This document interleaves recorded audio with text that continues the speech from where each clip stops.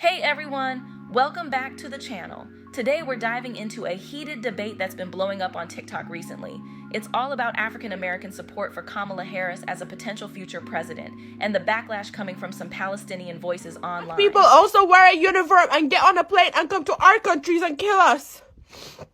You vote the same fucking melanated people into government that sign papers to kill us. I don't want to hear it anymore. The way you all switched up 180 on Palestinians and people who are Palestinian activists, the second we have a black woman run for office is disgusting. Keep Palestinians' names out of your mouth when you're trying to defend your decision for voting for Kamala. I'm done. So the money that was coming out of my bank account every month to help Palestinians over in Gaza, yeah, that's going to stop. And I'm going to redirect those funds to help the people over in Congo. Kamala Harris is 100% more culpable for this genocide than Donald Trump is. You know what? At this point, I will happily take it out of my bio, because if that's really how y'all feel, as if Donald Trump gives a damn about Palestine, fine. I will take it out of my bio. I will never speak about it ever again. Trust me, I will never speak about it again. Something that has been cultivated in the pro-Palestine spaces. But in the last week, we have seen a lot of folks who have talked the talk about global solidarity completely renege on all the values that they have been saying they stand for. If I bring up like a black issue and someone's like, oh, people of color, I said black. Black. Because other people of color don't even like us. Liberals weaponizing anti-blackness to defend the US empire, all because they want a token ethnic president, who by the way was an ex-cop. And like, what's even crazier is that earlier people were like, oh, these are bots. No, this is how people really feel. And she made a video. That's a real human being that feels exactly that way. These aren't bots. These are people that feel like they are entitled to the support of black people no matter what. That they get to push us around and tell us who the hell we get to vote for if we support them. As if that means we're supposed to just not give a damn about ourselves in order to show our allegiance to supporting them. They've lost their minds. We spend our money with you. We stand in solidarity with you. And you keep asking for more and more and more. And it's never enough. Because I don't want to hear, oh, we was there for 2020 because that was a cute little trend. But guess what? 3 months later, it was over. Y'all wasn't bringing down Starbucks and McDonald's and Kellogg. Here's the deal. Many African Americans on TikTok are showing strong support for Kamala Harris, potentially seeing her as the next female president after Biden. But on the flip side, some Palestinians are raising their voices, criticizing her for being too pro-Israel. This has sparked a lot of back and forth, with both sides passionately defending their views. So why is this happening? Let's break it down. On one hand, you have African Americans who view Kamala Harris as a symbol of progress in the fight for racial justice in America. But on the other hand, Palestinians are concerned that a Harris presidency might continue the U.S.'s long-standing support for Israel, which they see as a major issue. Now that we've set the stage, let's dig a little deeper into Kamala Harris's background and why she's garnered so much support within the African American community. Show that big fan! Show that big fan! Kamala Harris made history as the first Black and South Asian woman to become Vice President of the United States. For many African Americans, she represents a significant step forward in the fight for equality.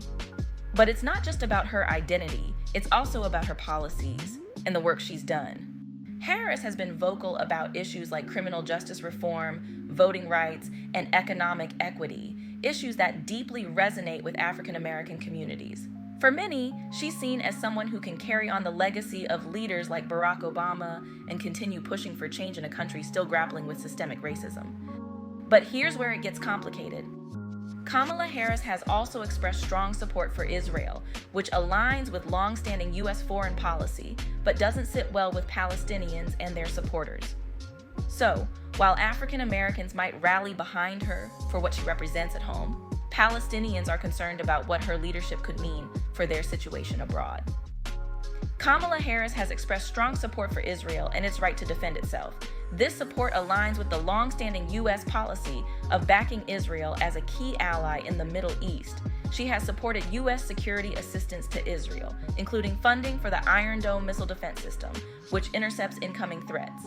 Harris has also advocated for a two-state solution to resolve the Israel-Palestine conflict. This involves the creation of an independent Palestinian state alongside Israel, with negotiations aimed at achieving peace and security for both parties. She has emphasized the importance of direct negotiations between Israel and the Palestinians rather than unilateral actions to achieve a lasting peace. While supporting Israel, Harris has also acknowledged the humanitarian concerns related to the conflict. She has expressed support for addressing the humanitarian needs of Palestinians and upholding human rights. Harris has condemned violence on both sides and has urged restraint and de-escalation during periods of heightened conflict, including during clashes or military operations. Overall, Kamala Harris's positions reflect a balance between strong support for Israel as a strategic ally and the recognition of the need for a peaceful resolution to the Israel-Palestine conflict. Her stance emphasizes the importance of diplomacy and negotiations in achieving a two-state solution. And as I just told Prime Minister Netanyahu, it is time to get this deal done. So to everyone who has been calling for a ceasefire, and to everyone who yearns for peace, I see you and I hear you. What has happened in Gaza over the past 9 months is devastating. The images of dead children and desperate, hungry people fleeing for safety, sometimes displaced for the second, third, or fourth time. We cannot look away in the face of these tragedies. We cannot allow ourselves to become numb to the suffering, and I will not be silent. Many Black influencers who have openly supported the Palestinian cause are now feeling ostracized. They've expressed frustration that while they've shown solidarity with Palestinians, they feel there's a lack of reciprocity and understanding of their own struggles. I'm pulling up on you, nigga. Put some respect on my name. You already know what it is. Put some respect on my name. Put some respect on my name. Put some respect on my name. I want to make one thing very, very, very clear. We are going to do everything in our power to make sure Kamala Harris doesn't win. Vote for, if you want Donald Trump to win, say that. I will vote for Satan if I have to. I don't care who we got to deal with for the next 4 years, as long as you motherfuckers know that you f***ed up and you guys are going to deal with some type of repercussion for what happened for the last 10 months. I don't care who we vote for. I'm voting for independent candidate, either Justine or Cornel West. I know they're not going to win, but at least we'll take progress to hopefully one day having more than 2 parties and 2 candidates where we have a system with actual options. Until then, cope. We're going to make sure, I'm going to do everything I can to make sure that does not win and the Democrat Party loses the election. F*** you guys. Are y'all goofy or what? Does Donald Trump care about me? Does Donald Trump care about me? Does Donald Trump care about you? I don't care that she's black or isn't black. Guys, vote for whoever you want, but shut the fuck up about Donald Trump being worse on Palestine. Kamala Harris is 100% more culpable for this genocide than Donald Trump is. All you're saying repeatedly and loudly is that genocide is not a deal breaker for you. And like what's even crazier is that earlier people were like, oh, these are bots, these are bots, these are bots. No, this is how people really feel. And she made a video. That's a real human being that feels exactly that way. These aren't bots. These are people that feel like they are entitled to the support of black people no matter what. That they get to push us around and tell us who the hell we get to vote for if we support them. As if that means we're supposed to just not give a damn about ourselves in order to show our allegiance to supporting them. They've lost their minds. So you're voting for Kamala? Yeah. Oh, you sound excited about that. I mean, yeah, she's a multiracial Asian woman. I'm a multiracial Asian woman, like different types, but still, an Asian American woman, someone from my community, is running to be president and has an actual chance. This is like a real sign of progress. Exactly. It's a sign of progress. A hollow symbol. It's not real progress. I disagree because symbols do mean a lot, but I know where you're going, so go there. I just can't believe you're voting for her. You're an anti-carceral, intersectional feminist stoner who lives in California. You know what she did as a prosecutor. You were sharing Kamala Cop memes in 2019. Yeah, I did. They're still funny. And you're still gonna vote for her. Yeah, I'm voting for president, not best lefty activist. Just because because I'm voting for her doesn't mean that I agree with everything she's ever done in her entire political career. But has she changed her view on genocide? Because her administration clearly hasn't. Okay, not to be that person, but it's not her administration yet, it's Biden's, and I was not going to vote for Biden. Kamala's the second in command in that administration, an administration that invited Netanyahu with open arms to speak to Congress yesterday, where he pushed a total victory, aka total annihilation narrative. And while Kamala wasn't sitting in Congress listening to him, she did have a private meeting. I thought you were pro-Palestine, and yet here you are, ready to vote in another harbinger of genocide. If I'm going to be completely honest, every time I vote for President of the United States, I'm voting for a harbinger of genocide. Okay, facts. You know how radical my politics are. The presidency has never been a radical thing because it's part of the institution. I know what that position is, I know what this country is, and I know what that means in the context of the world. Just because I'm voting for Kamala doesn't mean that I've turned my back on every other political belief I have. I don't have any delusions that Kamala is going to make all of our leftist dreams come true. All I know is that she's the most qualified and most viable candidate for the presidency, which is what I'm voting for. I am coming to the unfortunate realization that not everybody that's pro-Palestinian is pro everybody else that's also oppressed and marginalized. So just because some people are pro-Palestinian doesn't mean they can't be a bigot, they can't be anti-black, homophobic, etc. Because how do you, as a pro-Palestinian person, tell the rest of us who also come from oppressed and marginalized communities to not give a fuck about our people and our country here? Because we can care about both things, you know what I mean? Black Americans are being mass murdered by cops and white supremacists in this country every fucking day. We need to do something about that, okay? Native American women, they go missing and murdered at high rates in this country. No one bats an eye. We need to do something about that. Indigenous children are constantly, this government is constantly trying to take indigenous children out of indigenous homes. We got to do something about that. We have to vote here to protect these oppressed people here too, okay? And some of you that are pro-Palestinian, I never see you say anything about Sudan or Congo. Why? Because they're black? Yeah. Some of you really ain't shit. You're not. And you're not the freedom fighter that you think you are. And we can see right through you. You know what? At this point, I will happily take it out of my bio, because if that's really how y'all feel, as if Donald Trump gives a damn about Palestine, fine. I will take it out of my bio. I will never speak about it ever again. Trust me, I will never speak about it again. Earlier today, I saw a video on my For You page of a woman of color responding to a comment from someone saying, if you're going to vote for Kamala Harris, take the Palestinian flag out of your bio, because the woman was supporting Palestine and had the Palestinian flag in her bio. And her response was, okay, I'm never going to support Palestine again. And I was reading the comments and I was like, there's other countries struggling in the world. Not everything's about Palestine.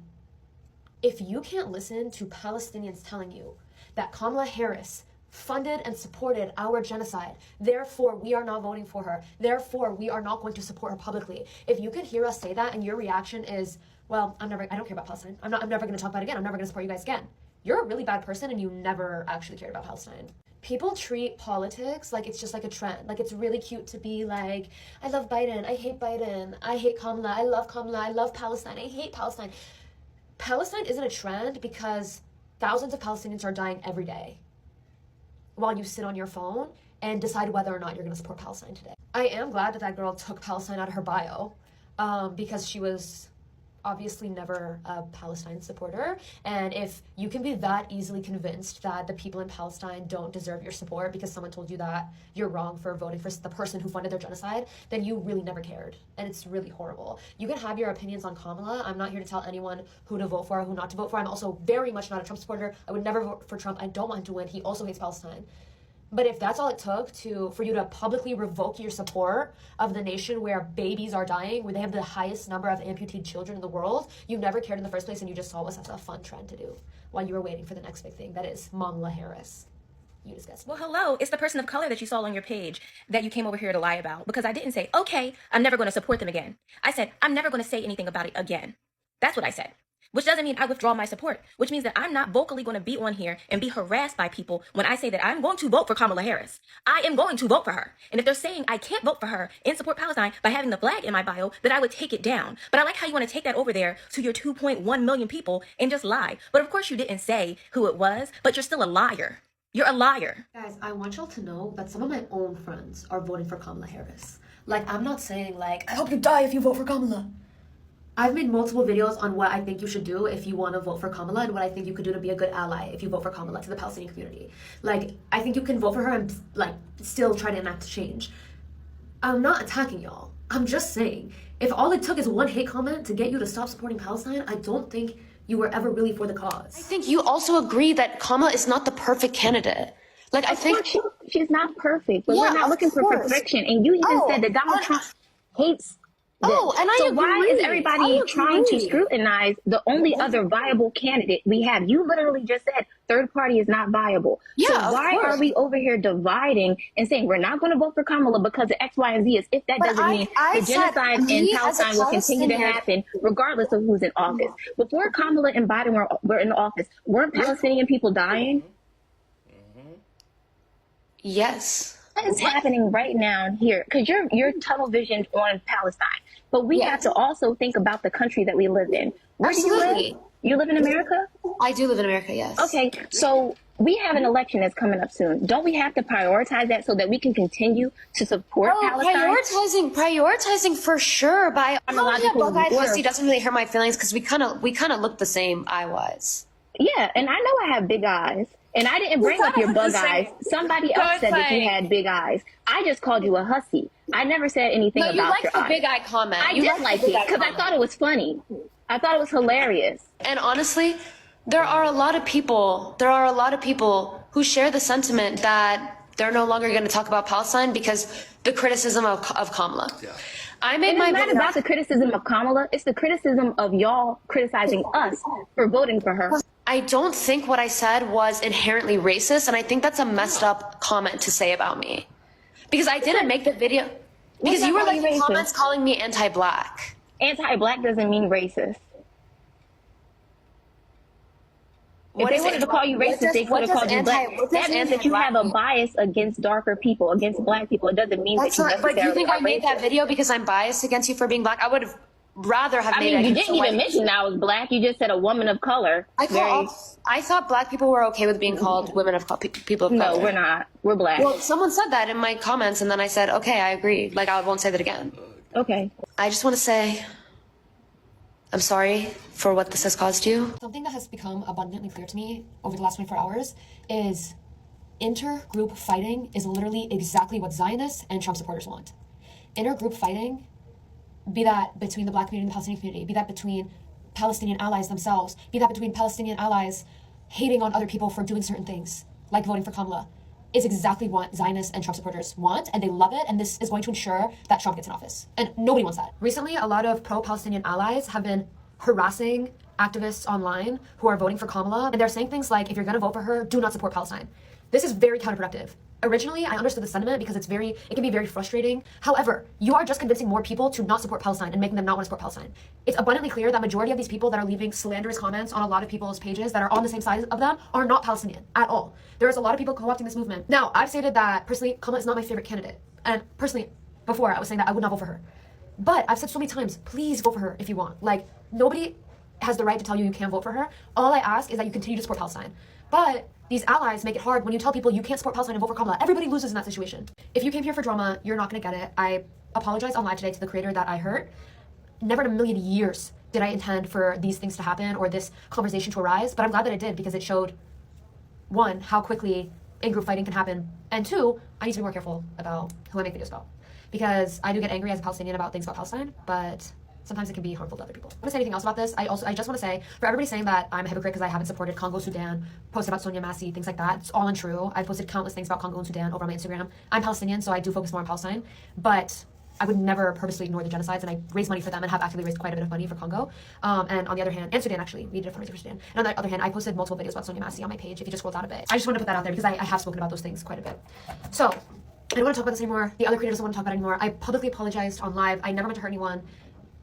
And I really hope that this doesn't cloud people against supporting Palestine, because that was never my goal. If anything, it was opposite. It's crazy how many people I've seen on here be like, oh wait, we gotta save America first. I gotta put me first. Gotta put my own oxygen mask on first. Baby, that oxygen mask has no oxygen in it. They just keep telling you that it does. Like, Black women, you owe the world nothing. Black women, you owe the world nothing. I never thought I would be one of those people that comes crying on the internet, and if my English is not comprehensible, it's fine. It's not my first language. But this has to be said. I'm so sick. I'm so sick and tired of Americans playing your identity politics. I'm so sick of it. You were all able to comprehend pinkwashing. You were all able to comprehend how using one's identity in the name of fighting. You were all able to comprehend how pinkwashing is fucked up.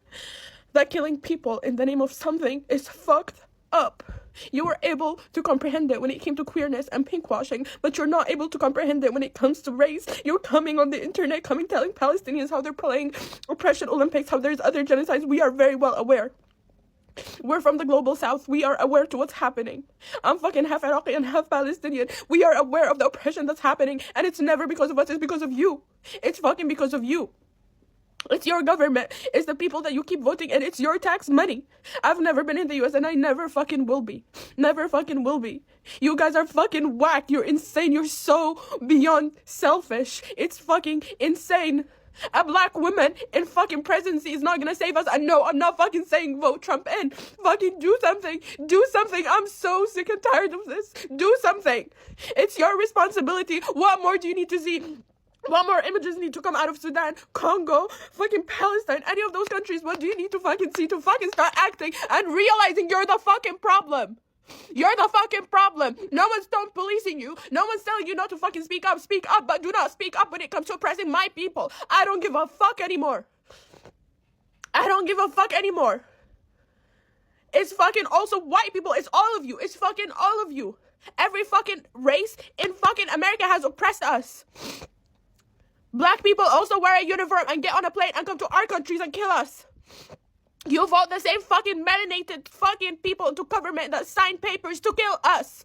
I don't want to hear it anymore. I don't want to hear it. You are our colonizers. I do not want to fucking hear it. I don't want to hear it. I'm done. I'm fucking done. We've watched our people die for fucking years. We're not the people that oppressed you. Instead of taking a second to think how fucking identity politics is so fucking toxic and is killing people, you're playing into the entire fucking agenda. Step by step, you're all fucking brainwashed. You're all fucking ridiculous and fucking pathetic. I'm so fucking done. Done. So fucking done. You're all the fucking same. All of you. Every single one of you. Every single fucking American is complicit. And I'm done. You're all fucking complicit. You're all complicit. It's fucking insane. A black woman in fucking presidency is not gonna save us. And no, I'm not fucking saying vote Trump in. Fucking do something. Do something. I'm so sick and tired of this. Do something. It's your responsibility. What more do you need to see? What more images need to come out of Sudan, Congo, fucking Palestine, any of those countries? What do you need to fucking see to fucking start acting and realizing you're the fucking problem? People also wear a uniform and get on a plane and come to our countries and kill us. You vote the same fucking melanated fucking people into government that sign papers to kill us. So I understand that you're in a lot of pain, and I'm very sorry about that. But this kind of take is counterproductive and frankly insulting and not empathetic whatsoever. Because what would you and other people who have these takes have us do? What have you done to change corruption in your government? Where's your cape? If it's that easy, lead by example. Show us what you have done to change corruption in your government. And everybody who's telling us Americans and everyday average American to do something never provides any specifics of what they want us to do. Particularly those who've never been to America and have never lived a day in the average American's life. There's not even enough time in the day to do all the things y'all are asking us to do. You want us to be civics majors, to understand how every piece of our government works. You want us to understand all of the Constitution and have read it. You want us to be versed in law and understand how laws work and how we can change those to help people outside of America. You want us to protest, to travel to protest, to donate. Meanwhile, a lot of us are trying not to get an overdraft fee in our bank. We're living paycheck to paycheck. You want us to be soldiers, now vigilantes, and basically superheroes. Where's your cape? You want us to come together to plan to have a revolution. But there can't even be much agreement, not only between the two political parties, but even among the two political parties themselves, there's disagreement. Look at what's going on with Machino Dorito and how he has a similar take to you where he wants people to do something and start a revolution, and other people are like, you're not being realistic and you're being racist at the same time. And you're kind of taking the same route. Are you blaming black people for what's going on? Like, I hate seeing children die. I lost sleep. Like, there was a night that I could not sleep because of the images that I saw coming out of Palestine. It was sickening. It was the most inhumane thing I've ever seen in my life. So how dare you blame me for doing something like that? Fuck that rhetoric, to be blunt. I have literally been to the seat of government right in front of the White House to protest, and it did nothing. There were Palestinians dying that day. I had to look at it on the news on my phone as I was in front of the White House. So the measures that we're taking, whether it's protesting to help people divest, it's not working. It's not working. Give me some concrete ideas. that will actually affect change? Like, do you want us to meet in some bunker without any technology, without our cell phones or anything, and plan and come together with some bows and arrows and kerosene and fire and just start lighting things up in Washington, D.C.? Do you want us to start ending the lives of other people? Do you want us to go and find all the leaders of AIPAC and just start blasting in America? I hate seeing strangers die, but I'm not willing to die for strangers, to put it bluntly. And if any of us went to the seat of government and started doing the things that you really want us to do, there will be a civil war, because there are people who are willing to die to keep their privilege as white Americans and make sure that the thing that has kept them at the top, the thing that they love and identify with, and the symbol of everything that matters to them, to make sure that that does not fall. And I'm not trying to fight these people. I'm not interested. I'm just trying to live. I'm trying to survive. I'm trying to be happy. I just left my religion in February. I just came out as bisexual in February. I'm trying to figure out who I am and what I want in life. And y'all want us to go and die for people we don't know. You want to see America fall? Okay, I understand that. I kind of want to too. But that's another thing, is none of us know how to be self-sufficient enough to have everything we know just fall apart. Electricity, food, water. Like some places it's not even legal to collect rainwater and filter it and have it to provide for yourself. Like, y'all aren't being realistic. You're not being realistic. And you're not leading by example. Because everybody who has these takes, what have you done to be a revolutionary? What have you done to change your government? I don't think crying on your phone is an example. I don't. And what narrative are you pushing by showing black soldiers in the Middle East? What are you trying to say? Because I'm tired of black people being put in the conversation and then being told that we should put our issues and lives and rights behind everybody else's, including Palestinians. I don't want to hear that. Just like you don't want to hear what you don't want to hear. I don't want to hear y'all tell us to put ourselves last. I'm sick of it. Would I rather see black people heal before anybody else? Absolutely. And I'm not going to feel sorry about that. Because y'all want to put your people first and then judge us for wanting to put our people first. And then you want to say, don't use Oppression Olympics, but then use Oppression Olympics. It doesn't make sense. It doesn't make sense. I would love to affect change. I would love to, without having to die. I don't want to die. I don't want to sacrifice myself for people that I don't know. It is what it is. But give me some ideas of how to change the entire government and the entire system. Because I can't control where my taxes go, and I can't control what government officials are doing. And I'm not willing to start blasting towards people. I'm not willing to kill for change. I really don't want to have to do that. I don't. Right now, when we're criticizing an ex-cop, a persecutor, the vice president, the current vice president to the Biden-Harris administration, who orchestrated and co-signed all those genocides happening right now in this world, we're anti-black. Just so we're all on the same page. This is our logic right now. Because we have not been talking for the past year about manufactured consent. We have not. And if you think for a second what's happening in Palestine is far from home, and voting Kamala in is going to protect you, I really want to be that fucking delusional. I really want to be that fucking delusional. Because where do you think American cops fucking train? Where do you think American cops train? You're talking about how it's dangerous and you're the most marginalized group in the US, and I am not here to debate that because I do agree with that. But see, when I am a part of the most marginalized group, when I see my people suffering, I look for change. And I don't wait for change from people who look like me. I go look at policies, and if I cannot find that, then I will resist. Because we were talking all this time about a global intifada. But when it came actually down to it, you are upholding the same system that has oppressed you for so many years. For so many years. Saying that you do not have a choice. This is the only choice that you have. You've had years, you're just comfortable. You're just comfortable making everyone else suffer. And you're suffering too. You are. That's where the irony is. You guys are being killed too. By the same system that's killing us. But the only difference is we're not upholding the system. You are. Your country, your politicians, your money, yours, your responsibility. I need y'all to understand this. The system that you talk about us upholding is our everyday lives. So you asking us to stop upholding the system is telling us to basically stop paying taxes, stop paying for our livelihoods, become homeless, starve, and die. That's the end result, basically. Because we are not self-sufficient. And they literally want to arrest homeless people. So you're asking us to just drop all freedoms. You're asking us to stop living. The system is our livelihoods. What? We don't even control the fact that we pay taxes. It comes out of my paycheck. It comes out of the goods that I buy. I have no choice. And I have no choice where that goes. So you want us to stop upholding the system. You're asking us to stop living. So in other words, you're asking us to die for you. Whether it be on the battleground, in a possible civil war, if we were ever to start a revolution, or to just stop eating, stop buying goods, stop going to work, and become homeless. What the fuck? I need y'all to see, I understand you're in a lot of pain, but I need you to see through the pain And understand that us living is not us not wanting you to live. Us living in the only system that we know that we can't just change overnight or even over years is not us not caring about Palestinians or any other country that is going through a genocide. And to put it bluntly, y'all have put yourselves at the top over every other genocide. And you don't see it. You don't see it. You tell us not to play Oppression Olympics and say that it's dangerous. But your mentalities are dangerous to us. To put it bluntly, you want us to forego ourselves for people we don't know. See that, please, please. Because most people would not do that. And you're screaming into your phone to us, who are especially black people, who are affected by almost the same things. There are people that I know making jokes about African children dying and call it dark humor even. These are the things we've had to deal with for hundreds of years, and you're screaming at us as if we can't understand.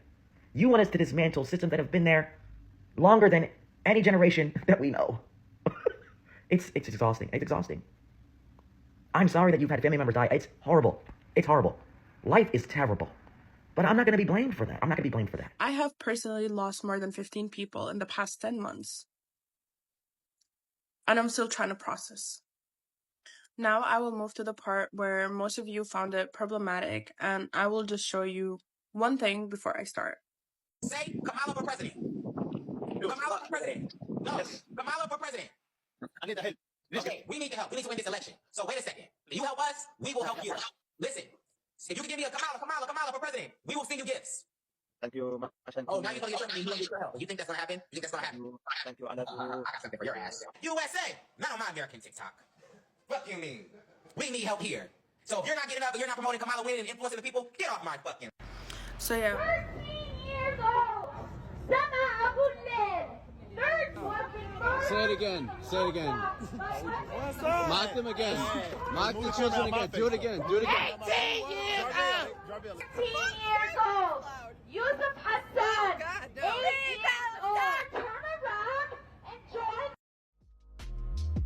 Some of these influencers have pointed out that they're being asked to prioritize the Palestinian cause over their own rights and well-being. This situation has led to a lot of frustration, particularly when comments have crossed into racist territory.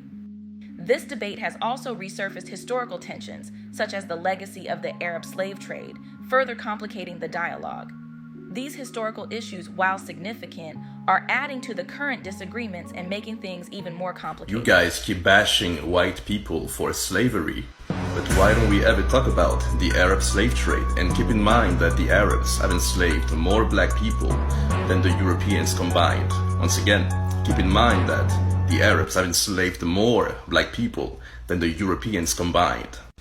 The Arab slave trade typically dealt in the sale of castrated male slaves.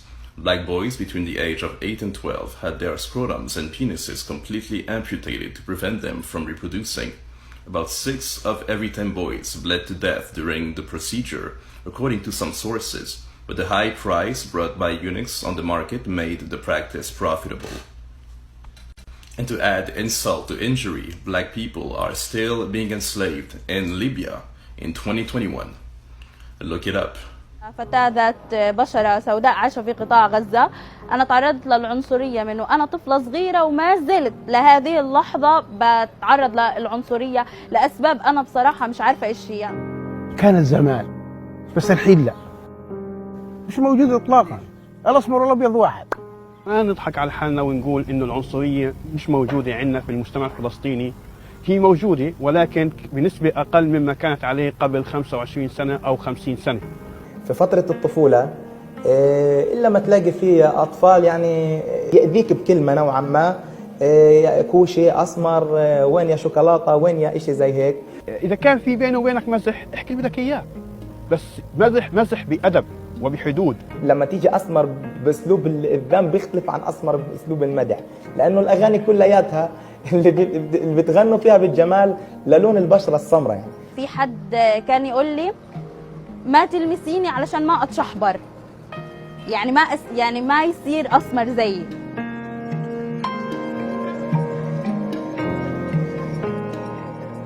كانت المدرسة مملوءة بالسمر وبالبيض، عمرنا ما حسينا انه في فرق بين اسمر وبين ابيض، دائما مع بعض كأهل كأصدقاء كأصحاب.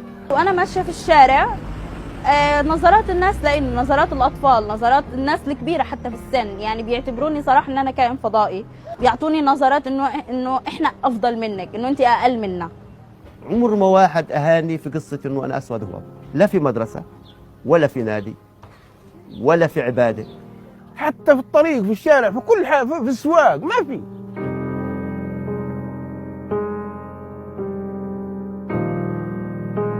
كلياتنا يعني ربنا خلق هذا أسمر، خلق هذا أبيض. الشيء الأساسي اللي الإنسان يحكم عليه اللي هو تعامل الإنسان، جوهر الإنسان من جوا، أخلاق الإنسان، نجاحات الإنسان اللي وصل لها. أنا أخواني مهندسين، واحد مهندس ميكانيكي والثاني مهندس كمبيوتر، وبيشتغلوا عادي، وأنا اشتغلت هذا في دير البلح، كنا أنا وياهم حبايب مع بعض، أسمر وأبيض. قدمت لشركة وكانت السكورز تبعتي هي الأعلى، لكن تفاجأت إنهم هم استغنوا عني، وحكى لي مدير العلاقات العامة قال لي أنت جدعة وطموحة وقد حالك، لكن أنا ما بخاطر إنه أوظف يعني إنسانة ذات بشرة سوداء للشركة، لأنه إحنا بهمنا الواجهة الإعلامية، وهذه كانت صدمة في حياتي، يعني صدمة جدا. الإنسان لما ينجرح بالذات في الصغر يعني من موقف معين إلا ما يضل ملازمه لحد ما يكبر. ضليتني منعزلة في البيت، ما بعمل إشي، ما بسوي، ما بطلع مع أصدقائي، حتى المراية ما كنت أطلع فيها، لكن بالنهاية الحمد لله طلعت من هذا الاكتئاب واستمريت وعملت إنجازات ووصلت للي أنا بدي إياه. يعني لما مثلا واحد طفل اسود تعرض لتنمر بقول له ابوه تجاهل، ليش؟ بامكانك انت ترد عليه، بامكانك انه انت تعطيه رد انه انا رافض، ان انت عنصري. نزرع في الاجيال اللي جايه انه لا، التنوع والاختلاف هذا شيء حلو كتير يعني. When it comes to the people who we are supposed to be defending over in Palestine, guess what? Those same communities treat us with voracious racism, and you're asking us, don't look at them. Don't look at our racism. Don't look at our past history and how we've treated your communities. Help us, save us, be there for us. But guess what? When we need you guys, no one's standing up for us. When we have gone through this oppression for the past 400 years, why didn't any of you come racing on boats to come and help and save us? It don't take 400 years to get from Palestine over to America to stop the genocide that was happening to us for 400 years. It does not take 400 years to stand up for Black Americans and stand in the line of fire with us. It doesn't take for you to have simple human decency when your businesses are allowed to thrive in our neighborhoods, when they were burnt, beaten, and torn away from us. We spend our money with you. We stand in solidarity with you, and you keep asking for more and more and more, and it's never enough. Because I don't want to hear, oh, we was there for 2020 because that was a cute little trend. But guess what?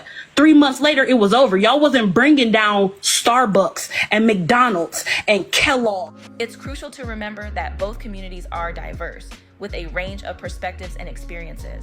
While the current friction is real and significant, it's also an opportunity for deeper reflection and dialogue about what solidarity truly means in a global context. Keep Palestinians' names out of your fucking mouth when you're trying to defend your decision for voting for Kamala. I don't give a shit. I'm not here to try to persuade you one way or another. I know what I'm going to be doing come November, but my fucking God, just sit with your cognitive dissonance. Don't try to shove it onto the rest of us, all right? Palestine has nothing to do with it, because if you cared about Palestinians, you would not be sitting here saying that you're going to vote blue no matter who. No, you'd be putting these politicians' feet to the flames. You'd be demanding more. You wouldn't be saying, oh, I'm going to vote and then maybe I'm going to try to organize. You who have never organized a day in your fucking life. Just zip it, all right? Zip it. Us Palestinians, sick of hearing your shit. Here's a perspective from a Congolese TikToker who is also supporting Kamala Harris. He explains that one of his reasons for backing her is her stance on Dan Gertler, a figure involved in significant controversy in Congo. The TikToker argues that Harris is unlikely to reinstate Gertler, which he sees as a positive. Keep Palestinians' names out of your mouth when you're trying to defend your decision for voting for Kamala. I'm starting to see a lot of these videos coming out, and I feel like someone really has to speak on it, so I'm going to. And I'm going to tell this with all my due respect. Palestine is not the only country that's dealing with genocide right now. I am from Congo, in case you cannot tell. I'm from Congo, okay? We are also dealing with genocide in Congo. In fact, the genocide in Congo has been going for way longer than the genocide in Palestine. The genocide in Congo has made 8 million of victims. 8 million. And you might wonder, why am I making this video? Well, I'm making this video because I'm going to support Vice President Kamala. 100% I'm going to. And I'm going to tell you why I'm going to support Vice President Kamala. Listen to me. This is one of the Congolese genocide enabler. His name is Dan Gedler. This guy is an Israeli billionaire who owns mines in Congo. This guy was sanctioned in 2017 by President Barack Obama for corrupt and illegal mining. Listen very carefully. He was sanctioned by Obama. Obama is a Democrat. Okay? This dude got reinstated. Someone gave him his money back. Someone gave him his money back. You know who did that? Donald Trump. Donald Trump gave him his money back. It was one of the very last things he did as a president, was to give this guy his money back. And do you know who sanctioned this guy again? President Biden. President Biden sanctioned him again. So currently, this person does not have his money. All the money, all the illegal money he made in Congo, he does not have it right now because of President Biden. So one thing I know for sure, Vice President Kamala, she's not going to let this guy get his money back. And another thing that I know for sure is that if Trump gets back in office, Trump is going to reinstate this guy. Trump is going to give him his money back. How do you think Israel is getting all the money? Because of this guy. He's one of the people who are giving money to Israel. So if you want to stop this guy from getting his money back and potentially giving that money to Israel, make sure that Trump does not make it. Now let's be real for a second, because I feel like a lot of people don't take this part in consideration. Listen, a lot of people have lost their jobs for supporting Palestine. A lot of content creators got their account banned for supporting Palestine. A lot of people got hurt physically for protesting for Palestine. A lot of people have ruined their relations with their families and friends simply because they were on the side of Palestine. So if you're going to tell all these people who have sacrificed so much for your cause that they are wrong for choosing a candidate who's going to preserve their rights in their own country, then I'm sorry to tell you this, but you are being both ungrateful and disingenuous. However, a Palestinian TikToker reacted to this by trying to debunk the Congolese creator's points, stating that Trump actually sanctioned Gertler and misrepresenting the Congolese TikToker's position. She also inaccurately suggests that he claimed Congo's situation is worse than other genocides, which was not his intention. So this creator took my video, downloaded it, uploaded it, because I have stitches turned off, and then proceeded to spend 3 minutes saying things that are incredibly easily refutable with like really easy Google searches. Like you don't even actually have to be an expert on this subject in order to refute everything that he was saying, and just like logic it out. So I haven't seen anybody else do it, but people keep entering my comments, so I guess that it's up to me. And I want to be clear, I did block this creator like immediately. As soon as I saw his video and I got to this frame, I am making this video because I'm going to support Vice President Kamala 100%, that's when I blocked. I didn't even watch the rest of it because I was like, this is absolutely going to be nonsense. And then I unblocked, went, downloaded the video, watched the video, and then reblocked because I was like, oh, this is confirmed nonsense. Bear with me because I am going to go through every single thing that he says in this video. So this person starts the video with Genocide Olympics. That's how you know that he is deeply unserious. I will never engage in this kind of rhetoric because what does that mean? So what's been happening in Congo has been going on for longer. Does that mean that Sudan doesn't matter because it technically started last year? Or let's say that it started in the early 2000s because you can trace what's happening in Darfur back. Okay, does that mean that it doesn't matter because Congo's been happening for longer? This phase of Palestine has been happening since October, but Palestine's been actually happening since 1948. Do you see how this is a slippery slope, how this logic just doesn't hold up? This argument, this fallacy, I suffered longer, therefore I matter more, or it's more valid, my suffering, is something that should be entirely rejected. We should understand that all of our struggles are interconnected and move forward as such. Now, the whole of his video, the entire thing, hinges on one man, Dan Gertler, and what the Democrats supposedly did to curb his violence in the Congo. He says that Obama sanctioned him, and then Trump unsanctioned him, and then Biden re-sanctioned him. But that's not actually true. The U.S. Treasury sanctioned Gertler in 2017. 2017. Read it again. 2017. Do you know who signed that into effect? Who was in power in 2017? Who was in office? Yeah, it was Trump. Crazily enough, he does say 2017 in the video, but then he says by Obama, which Obama was not in office in 2017? Please don't misunderstand me. This is not me saying Trump is good. This is me presenting you with dates. That's it. The actual sanctions, I think, were first announced in 2012 under a specific act that actually dealt with a Russian incident.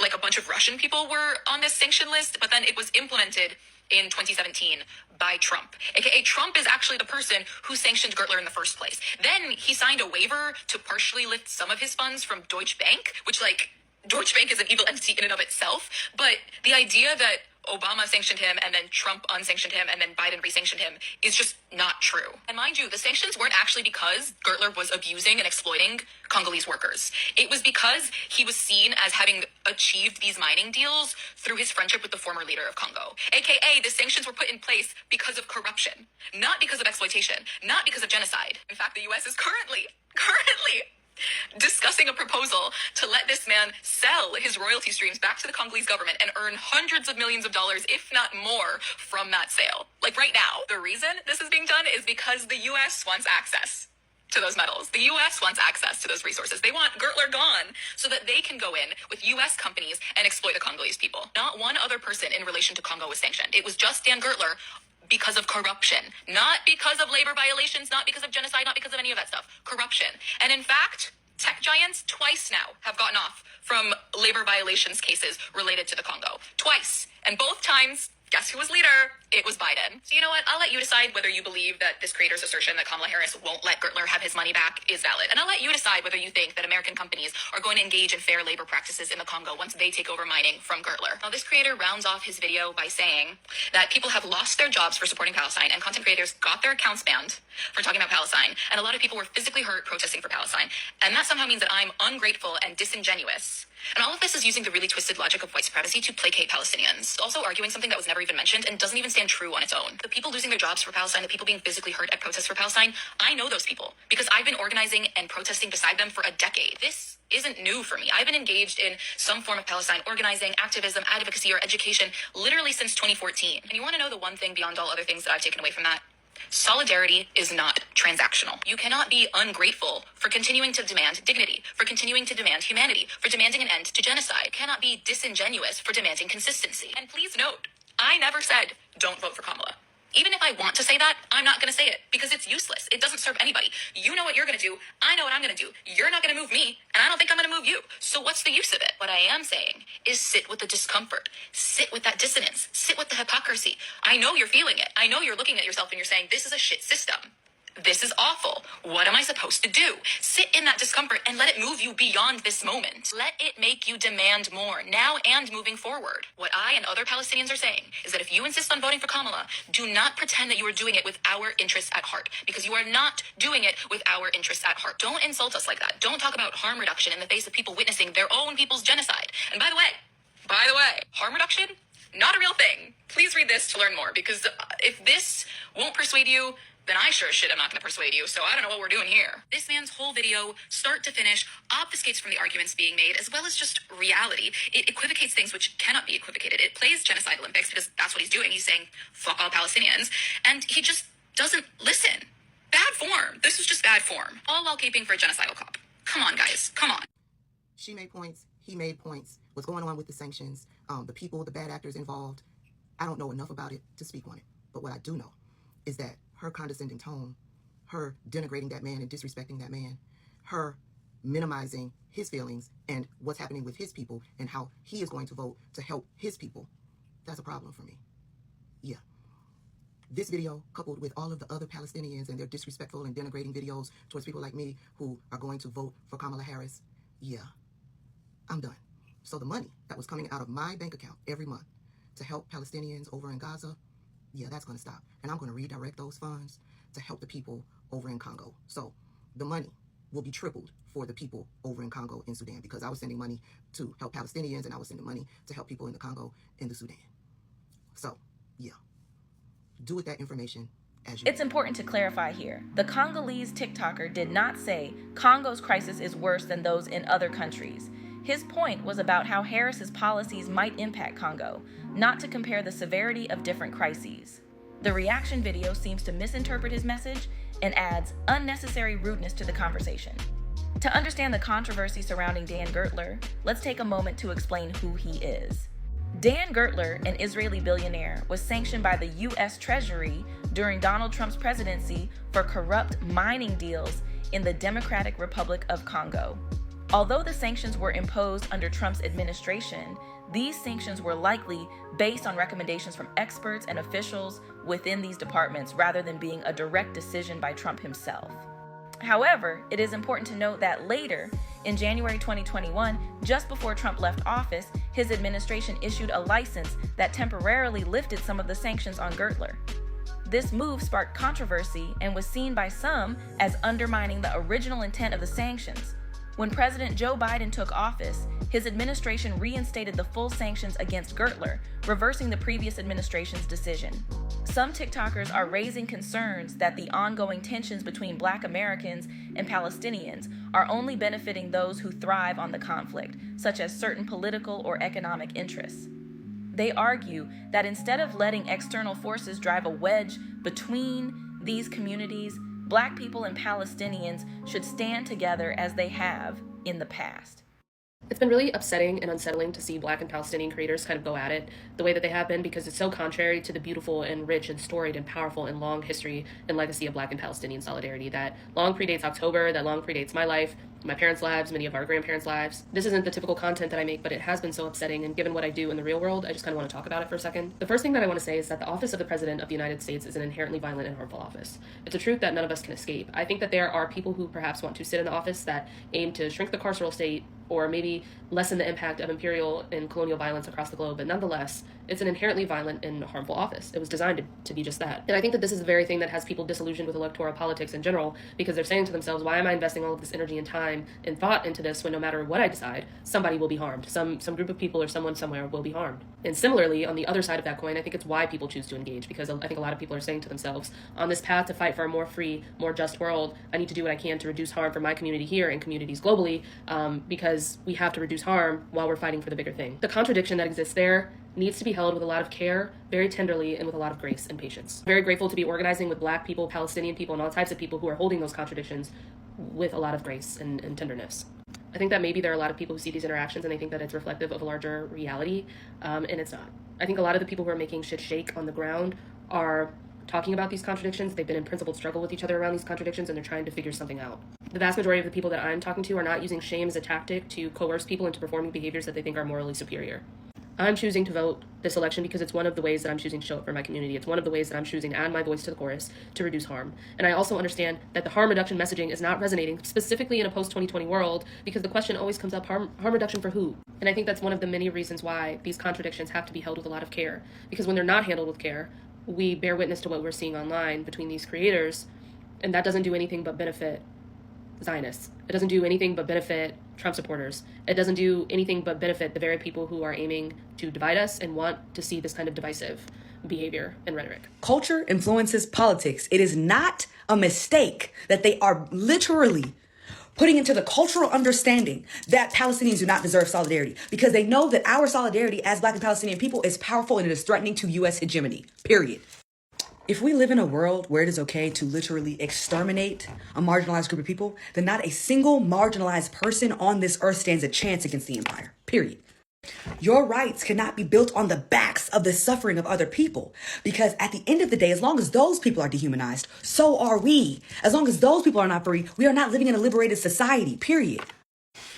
This is the last little thing I'm gonna say. But y'all are more mad at people that are advocating against genocide than y'all are about the actual institutions and systems of fascism that this country is built upon. Hillary Clinton did not lose the 2016 election because of people voting for third parties. She lost because of the Electoral College. Homelessness did not get criminalized out of thin air. That was because of the Supreme Court. Women's rights, Supreme Court. Everything else that we've seen during this Democratic administration has been because of the fascist institutions that this country is built upon. And the Democratic administration did nothing to mitigate any of those harms, period. Because they're building 60 cop cities across the country. And those cop cities will also cross-train with the Israeli occupation forces. Those are your tax dollars. That's going to be going to that. The same system that killed Sonia Massey is the same exact system of oppression that is killing Palestinians right now. That's how linked our struggles are. That's how interconnected our struggles are. So as long as y'all continue to do the work of the CIA, as long as y'all continue to put nationalism above solidarity, above humanity, we are going to continue to be oppressed, period. On TikTok, in this political space, you will have seen the back and forth between Black activists and Palestinian activists on this electoral moment. And the conversation is really, really important to be had. And I'm so glad that people are actually paying attention to politics. As someone who's been an organizer for 15 years, where most people have not paid attention, a couple of truths that I think are really important to point out to underscore that It is so important for us not to be in opposition with each other, but rather in solidarity with one another, because there is a history for this, that within the civil rights movement, there was a lot of interconnectedness between the Palestinian liberation movement and civil rights movements. This is how you had someone like Angela Davis, and you still have someone like Angela Davis still being so outspoken for Palestinian liberation. During the Black Lives Matter movement, you had Palestinian organizers literally training people who are on the ground in the United States on how to deal with state-sanctioned violence, but also even using art like murals to stand in solidarity with Black organizers in the United States. In apartheid South Africa, you had solidarity between the liberation fronts in South Africa, the Black liberation fronts in South Africa, and Palestinian organizers who understood the parallels between those realities. We are fighting against white supremacy. We are fighting against colonialism. Historically, there have been strong examples of solidarity between Black people and Palestinians. For instance, during the 1960s and 1970s, leaders from both communities came together to support each other's struggles for justice. The Black Panther Party, led by figures like Huey Newton and Bobby Seale, expressed solidarity with Palestinian freedom fighters and even provided them with support and recognition. Palestinian leaders and activists publicly supported the struggle against racial injustice and expressed empathy for the plight of Black Americans. This support was part of a broader global solidarity movement where many oppressed groups related to and supported each other's struggles. Another significant moment of unity was when, in the 1980s, the American Black community, through various organizations and activists, rallied in support of Palestinian rights, echoing their own fight against racial injustice. After the police shooting of Michael Brown in Ferguson, Missouri, and the subsequent protests, Palestinian activists showed solidarity with the Black community by sharing their own experiences of oppression. The hashtag #FergusonGaza became a symbol of solidarity between Ferguson protesters and Palestinians, drawing parallels between their struggles and encouraging mutual support. Various Palestinian leaders and organizations have publicly condemned racial injustice and expressed solidarity with the Black community. For example, in response to the Black Lives Matter movement, Palestinian groups have issued statements of support and highlighted the connections between their struggles against occupation and systemic racism. The poem highlights the similarities in the violence and struggles faced by both communities. Palestinian legal scholar and organizer Noura Arikat got the idea for the video during the summer of 2014 when Gaza was being bombed and Ferguson erupted in protests after the police killing of unarmed 18-year-old Michael Brown. I asked her, what's the significance of solidarity between Black Americans and Palestinians? The point is not to compare oppressions. Blacks the world over have suffered from a legacy of racism much deeper than the contemporary Palestinian struggle. But the point here is that solidarity is a political decision on how to resist and how to survive in our respective fights for freedom. And it's a solidarity movement that has been steadily growing. Earlier this year, activists from groups like Black Lives Matter, the Dream Defenders, and the Black Youth Project 100, among others, took a historic trip to the occupied West Bank in Israel. The purpose of the trip was for young Black leaders to connect with Palestinians living under Israeli military occupation. So what are the parallels the two communities find in common? Here's what Detroit-based writer and activist Christian Davis Bailey, who co-wrote the poem in the video, told me. One of the biggest parallels I see between Black and Palestinian people is that we're each fighting really large systems of racism, militarized control, and state control. And we also see that violence against us is justified at the same time that our protests are criminalized or demonized. And one of the on-the-ground campaigns between Black and Palestinian solidarity groups targets G4S, a British security company that provides technology for American and Israeli prisons.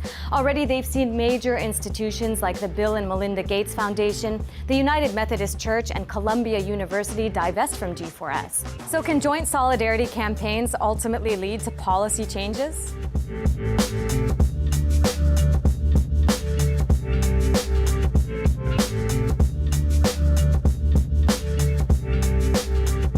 Even in more recent times, solidarity has continued. During protests and advocacy campaigns, many Black activists have stood in support of Palestinian rights and vice versa. This history of mutual support highlights the potential for unity, even amidst current disagreements. crazy about dropping an album during this time, I'm going to feel extra crazy about dropping visuals, and nothing attributes to anything that I'm being vocal about or believing in. I didn't want to go cheesy, make a song. Like, I won't make a We Are the World. I don't. And to be honest, I really understand that people would call that corny. Yeah. People don't want that. So what did I do? I really had a knowledge of my audience. I said, I'm going to give them an R&B song because that's what they want from me right now. That's what they love. That's what they know. And I'm going to sneak an initiative in there, drop a t-shirt with a Palestinian designer and a company in Palestine, have them, which is supporting their families and their company, and have them all make the money. I have nothing to do with it except for pointing people in the direction. Right. That's it. That's all I wanted to do. I made no money from that. I got a whole lot of crazy shit from it, but I'm glad we were able to pair something with something that already existed, because if I just smacked a revolutionary song on this album in nowhere, that would have been opportunistic. Yeah, that would have been and then you would have been like in the middle of a... Yeah, and just opportunistic. Yeah. Like, I didn't want it to be that. I just knew I had things coming out, and there's a way to pair initiatives with anything that you do. We did food drives on my last tour. I did a deal with Fashion Nova, and I said, I'll do this deal with you if you donate money to all these LGBTQ centers. There's a way as artists that for pointing people in the direction. What club is this? Free Palestine, man. W's in the chat. Look at them, chat. This is crazy, bro. Oh shit, chat, they get a police in there. W's in the chat, bro. W's in the chat, man. But still, watch the game. There's a defenseless people in Palestine. No matter what the West say, you can look at men, women, and children being bombed out of their apartments, being bombed out of hospitals, being bombed out of their churches. And no one in the world, in the Western world, and leadership find that a problem. But what happened to Ukraine, everybody was crying crocodile tears. So we're here to see Palestine is on a map because the Palestinian people said we're not going to settle for colonialism anymore. So that's why we're here to support them unequivocally and to say to the West and to line Biden, your days of deceiving the people are over because we got information that we can look at and tell us that the Palestinian people are oppressed and exploited. You're not going to pick the leaders of this generation because we read, we think, we see, we communicate, and we know for certain the Palestinian people deserve to be free. So that's why we're here today. All power to the people. All power to the people. All power to the people. You want some more? Free Palestine. You want some more? Free Palestine. Free Palestine. Free Palestine. It is with great honor and humility that I accept the opportunity to speak before you. The speech lasted 21 minutes and 7 seconds. The Israeli nation-state continues to restrict freedom and undermine equality for Palestinian citizens of Israel, as well as those in the West Bank and Gaza. It consisted of 2,837 words. I promise you that I will not exhaust all of my time by enumerating every human rights violation perpetrated by the Israeli government. Had the speech been 6 words shorter, Mark Lamont Hill would still be employed by CNN had he ended it like this. Give us what justice requires, and that is a free Palestine. Instead, he chose to end it like this.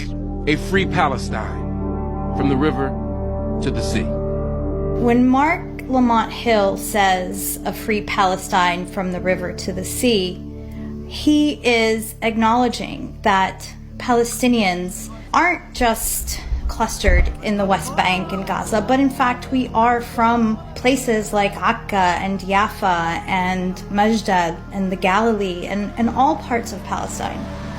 And the significance of this is that Israel has always sought to erase this historic fact. They're not just objecting to use of the words from the river to the sea, but Palestine. As we navigate these complex issues and historical tensions, it's vital to remember the profound solidarity that has existed between Palestinians and Black Americans.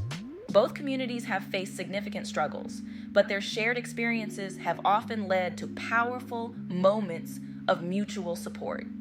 Reflecting on the past, we see the strength that comes from standing together in the face of adversity.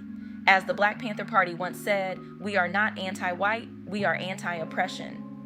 This powerful statement captures the essence of their message. The fight for justice and equality transcends racial and ethnic boundaries. Free, free Palestine! Free, free Palestine! river to the sea. In his honor, let us not forget the last colony of Africa, Western Sahara. Let us fight to free Western Sahara from oppression.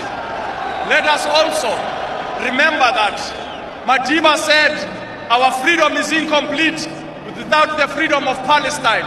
Therefore, we stand together to fight for the liberation of Palestine. Free, free Palestine! Free, free Palestine! From the river to the sea! Let's honor that legacy by fostering understanding and collaboration rather than division. The struggles of one community are intertwined with the struggles of another, and by working together, we can create a more just and equitable world for everyone. Share your thoughts on this important topic in the comments below. If you found this video insightful, please like, comment, and subscribe for more discussions on these crucial issues. Together, we can continue to support each other and make a difference.